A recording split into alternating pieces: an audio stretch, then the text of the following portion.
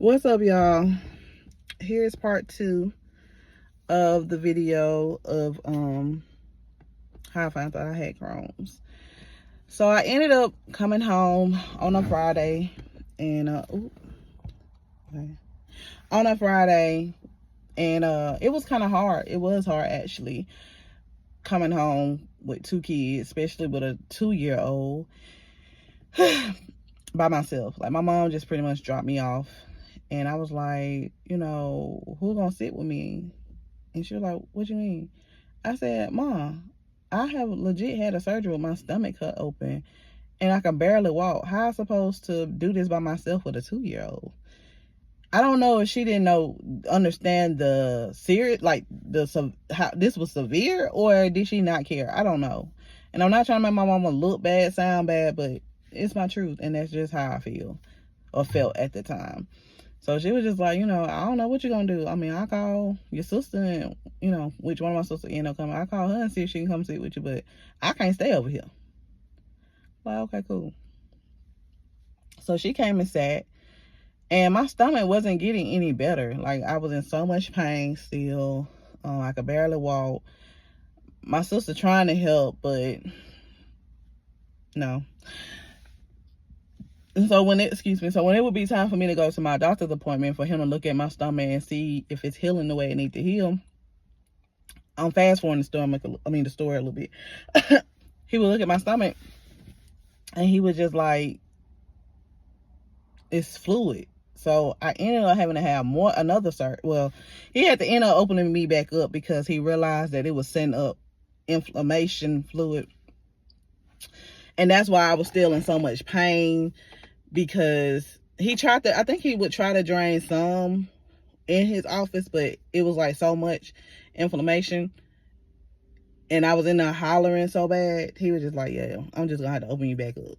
And once he did that, and I had the pump to drain, and I would have to drain the pus and all that myself, I started feeling better then. I started back feeling like I was healing at that point when he opened me back up and kept a drainage in me.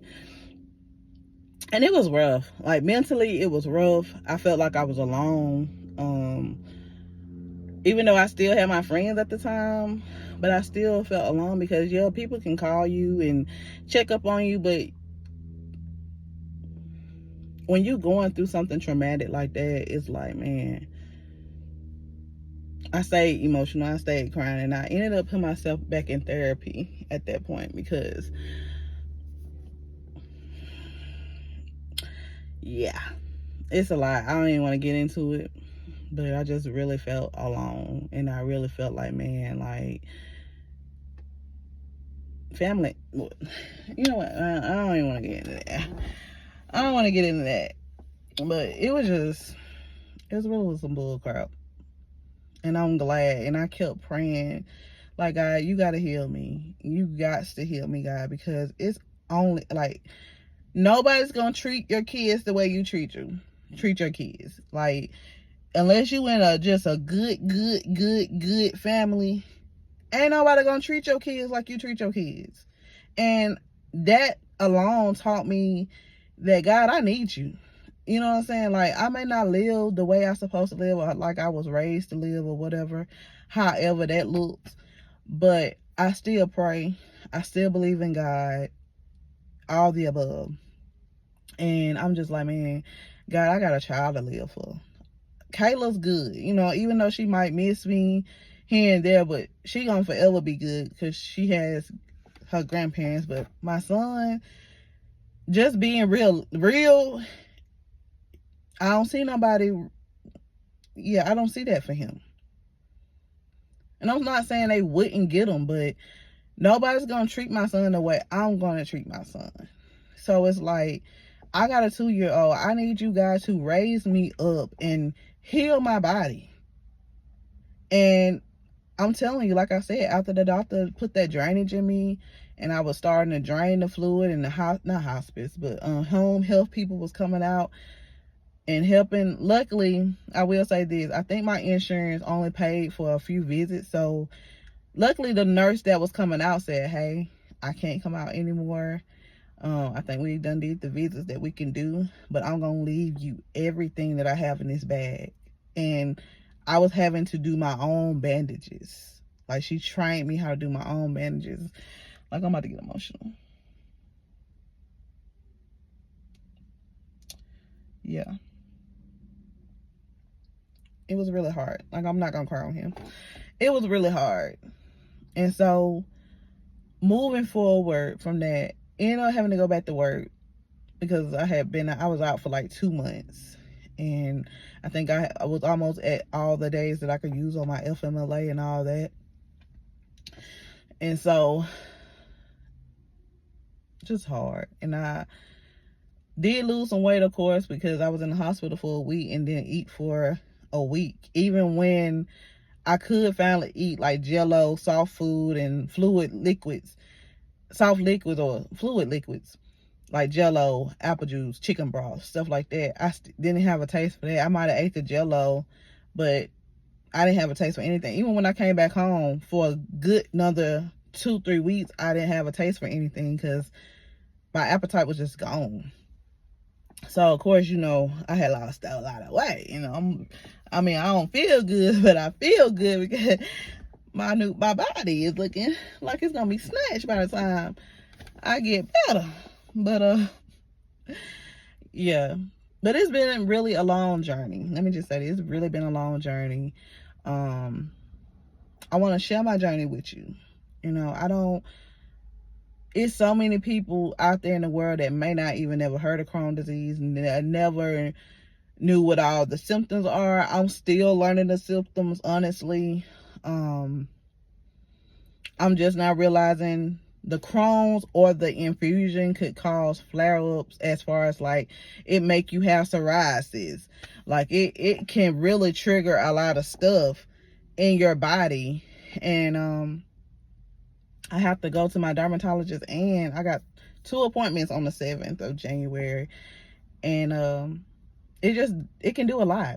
And if you don't know the proper things to do, to eat, or whatever, you could be triggering your own self and not even knowing it.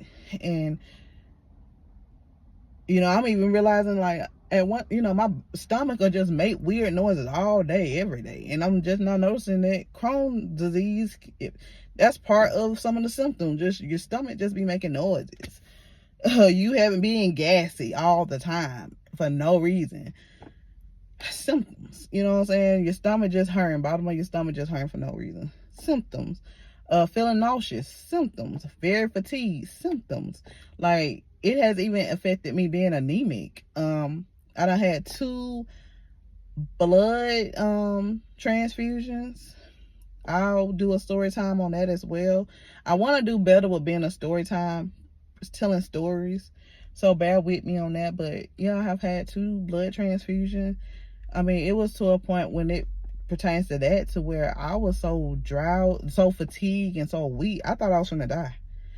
I went up and updated my life insurance so fast because I was just like, I don't feel like I'm here. I feel like I'm here physically, but I'm not here. And my levels and everything was so low, it's ridiculous. And so, like I said, going back to, I just want to share my testimony with you guys because it's not easy. This stuff even affects your mood to where it can cause depression. It can cause anxiety. It can cause a lot. And you don't have to submit to this stuff. Yes, it may make you feel like that.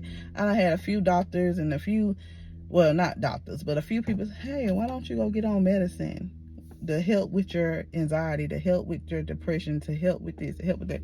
And I'm not going to say I won't ever do it, but I don't want my body to get dependent on something to maintain or control my mood, if that makes sense. And if you have thoughts on that, comment down below. Like, that's how I feel. It's just, I don't want to get my body used to, I got to have this medicine to not keep me, to not put me in a depressed state, or to not do this, or I need this to control. I just don't want to do that. I want to be able to have control of myself to say, okay, you know what, Kelly, we're not going there. But like I said, not to say I will never do it. It's just right now, I don't think I'm ready. It affects with your weight. Like, 1 minute it may have you want to eat a lot and you're eating, and next minute you may lose your appetite and you losing weight. Like, my weight go up and down. 1 minute I feel like, okay, yeah, and then next minute I feel like I want to eat, so I'm trying to be mindful of that. And then a lot of things that I'm learning too is what I'm eating. Like, I'm realizing with Crohn's, you don't supposed to eat a lot of dairy. Well, you really don't supposed to eat no dairy. You don't supposed to eat fried food. You don't you don't supposed to eat Cajun food. Like, and those are all the things I like. I love dairy. Dairy is just about everything from coffee and cream in your vanilla. That's dairy. That's cheese and pasta, with the, so, I mean, if I cut out everything that I'm supposed to have, I will be fit. I will be 250, where I want to be. But, I hope you enjoyed the video. Like I said, I really do want to do better with, being a storyteller. I want to do better with a lot of things, honestly, with this YouTube channel. Thank you for your support, for all my supporters, to all the people that actually sit down and watch my video from beginning to end. I want to say thank you. I'm looking to build my community because it's more to me than just Crohn's. It's more to me than just being a mother. It's more to me than just being a story, whatever. It's more, I mean, I have a personality. I'm cool, calm, and collective, and I want you to resonate with me. And if not, that's fine. I'm not for everybody. But I want to share my journey with you, because every day is not a good day. It's not. But every day is not a bad day either. So, hope you enjoyed the video. More videos is to come this weekend. I'm kid free, so I could probably shoot about a good 3 more videos about me. And yeah, until next time, toodaloo.